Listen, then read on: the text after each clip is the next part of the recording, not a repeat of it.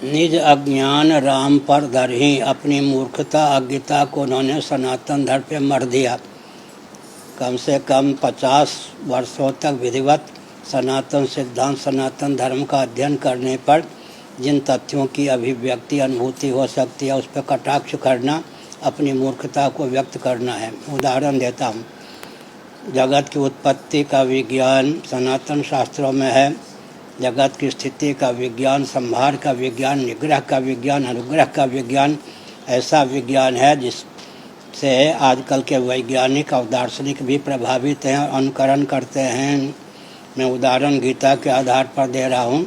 अव्यक्तादीनि भूतानि व्यक्त मध्यानि भारत, अव्यक्त निधनानि एव तत्र का परिदेवना। Matter can neither be created nor destroyed. किसी भी पदार्थ की ऑल ऑफ सडन एकाएक आकस्मिक उत्पत्ति नहीं होती, किसी भी पदार्थ का निरन्वय नाश नहीं होता। इसका कौन खंडन कर सकता है। साथ ही साथ गीता का ही मैं उदाहरण देता हूँ। मयाध्यक्षेण प्रकृति श्रूयते सचराचरम हेतुनानेन कौन्तेय जगत विपरिवर्तते। यह जो दार्शनिक सिद्धांत है गीता में सन्निहित, matter is nothing but energy, energy is nothing but soul, soul is the super source of energy, ये भी सिद्ध हो जाता है।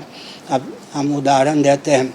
गीता के 6ठे अध्याय को ले लीजिए। आत्मोपमेन सर्वत्र समम पश्यति अर्जुन, सुखम वा यदि वा दुखम स योगी परमो मतः।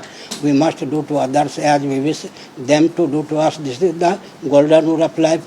किस दृष्टि से, तत्व की दृष्टि से तो कोई सनातन सिद्धांत को चुनौती नहीं दे सकता। यज्ञ की प्रक्रिया, दान की प्रक्रिया, व्रत की प्रक्रिया, तप की प्रक्रिया, महायज्ञ यज्ञ से ब्राह्मीयम क्रियते तनु।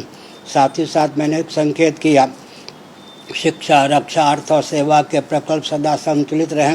इसलिए सनातन सिद्धांत सनातन धर्म को मानना ही पड़ेगा। स्त्रियों के मातृशक्ति के शील सुरक्षित रखने के लिए भी सनातन सिद्धांत को मानना ही पड़ेगा। साथ ही साथ जनसंख्या को संतुलित रखने के लिए सनातन सिद्धांत को मानना ही पड़ेगा। दार्शनिक धरातल पर, वैज्ञानिक धरातल पर, व्यावहारिक धरातल पर कोई भी सनातन सिद्धांत को या धर्म को चुनौती नहीं दे सकता है। अपनी मूर्खता को प्रकट करके उपहास का पात्र होना कथन उचित नहीं है। उस व्यक्ति को चाहिए कम से कम किसी व्यक्ति के चरणों में बैठकर जो जानकार हैं इन सब तथ्यों को समझे। अर्थात तीनों दृष्टियों से मैंने कहा, दर्शन की दृष्टि से, विज्ञान की दृष्टि से, व्यवहार की दृष्टि से कहीं भी सनातन सिद्धांत में चूक नहीं है।